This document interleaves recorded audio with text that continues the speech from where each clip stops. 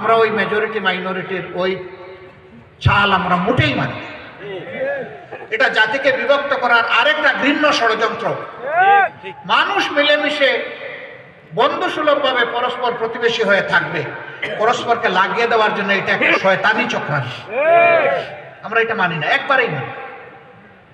আমরা বলেছি এই দেশে যারাই জন্মগ্রহণ করবে ধর্মের ভিত্তিতে তার কোনো বিভাজন আমরা মানি না। সকলেই দেশের গর্বিত নাগরিক, অধিকার সকলেরই সমান। যদি মসজিদ পাহারা দেওয়ার প্রয়োজন না হয় তাহলে মন্দিরও পাহারা দেওয়ার প্রয়োজন হবে না ইনশাআল্লাহ। সকলে তার নিজের জায়গা থেকে নিরাপত্তা বোধ করে।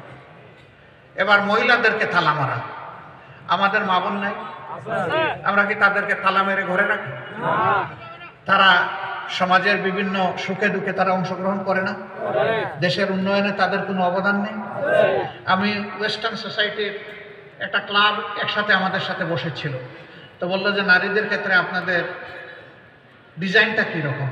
আমি বললাম যে আমার বউ আমাদের ডিজাইন। আপনার বউ আপনাদের স্ত্রী আপনাদের ডিজাইন কেমন? কারণ সে একজন চিকিৎসক এবং সে একজন সংসদ সদস্য আছে। কথাই নাকি আমরা তো আপনাদেরকে সো কনজারভেটিভ মনে করি। আমরা যে এটাই বাস্তবতা। আমি অন্যকে দিয়ে উদাহরণ দিলাম না, আমাকেই দিয়ে উদাহরণ। তিনি চিকিৎসক হিসাবে সমাজে দায়িত্ব পালন করেছেন, তিনি সংসদেও সংগঠনের পক্ষ থেকে তার যোগ্যতা অনুযায়ী দায়িত্ব পালন করেছেন। আমরা আমাদের মাদেরকে পরিষ্কার বলতে চাই, যারা আপনাদের ইজ্জতকে তাদের কাঁচামাল মনে করে তারাই আপনাদেরকে আমাদের ব্যাপারে ধোঁকা দেয়। আমরা কথা দিচ্ছি, ওই রাষ্ট্রে যদি আল্লাহ আমাদেরকে দায়িত্ব দেন তাহলে আপনারা আপনাদের মেধা এবং যোগ্যতা অনুযায়ী সমাজের সকল ক্ষেত্রে অবদান রাখবেন। কারণ নবী করিম সাল্লাল্লাহু আলাইহি সাল্লাম যুদ্ধের ময়দানেও আপনাদেরকে সুযোগ করে দিয়েছিলেন যুদ্ধ করার জন্য। এর চাইতে বড় ঝুঁকিপূর্ণ কাজ আর মানব জীবনে কিছুই। রাসূলের স্ত্রীগণ উম্মতের শিক্ষক ছিলেন।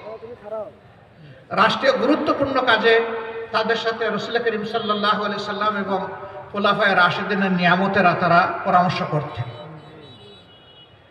তারা ব্যবসা করেছে। স্বয়ং রাসূল করিম সাল্লাল্লাহু আলাইহি সাল্লামের স্ত্রীও তো আরবের 7 নম্বর গুরুত্বপূর্ণ ব্যবসায়ী ব্যক্তিত্ব ছিলেন।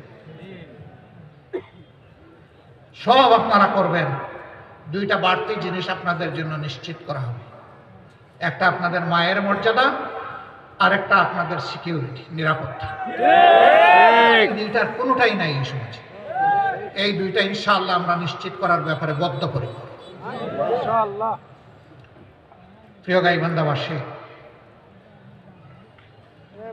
ছাতাবাজ, দখলদার, দুর্নীতিমুক্ত, প্রহসন মুক্ত, জুলুম এবং ফ্যাসিজম মুক্ত একটি বাংলাদেশকে আপনারা সবাই চান?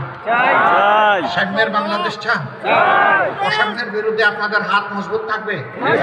তাহলে তৈরি থাকুন, আপনাদেরকে আরো অনেক চ্যালেঞ্জ মোকাবিলা করতে হবে।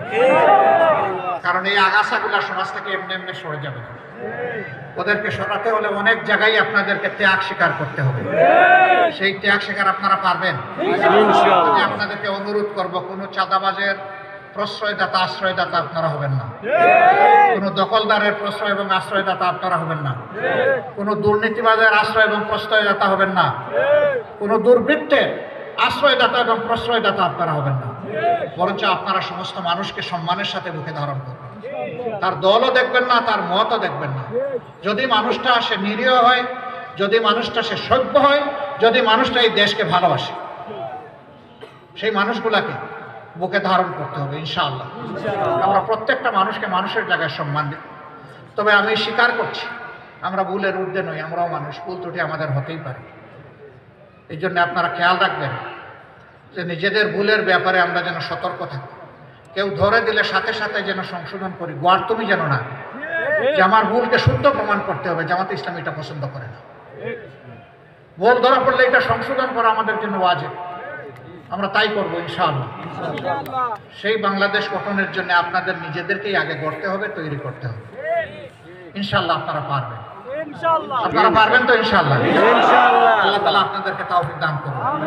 আজকে যারা এখানে এসেছেন তারা আল্লাহর জন্য সকলের শপথ এখনো নেননি বলে আমি বিশ্বাস করি।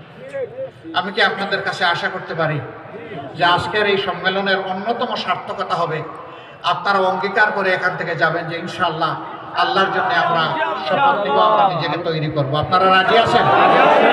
আল্লাহ আপনাদের হাতগুলা কবুল করুন। আজকে আল্লাহ তাআলা আমাকে কয়েকটি কথা বলার যে তৌফিক দিয়েছেন, এই জন্য মহান মনিবের দরবারে আমি অন্তরের অন্তঃস্থল থেকে গভীর শুকরিয়া আদায় করছি। এই জনসভার মাঠ দিয়ে আমাদেরকে যারা সাহায্য করেছেন তাদের প্রতি কৃতজ্ঞতা জানাচ্ছি। যারা আমাদের বক্তব্য বিভিন্ন জায়গা থেকে কান পেতে শুনেছেন তাদের প্রতি আমরা কৃতজ্ঞতা জ্ঞাপন করছি এবং শেষ পর্যন্ত আল্লাহ তাআলার দরবারে আগামীর একটি নতুন একটা বৈষম্যহীন বাংলাদেশ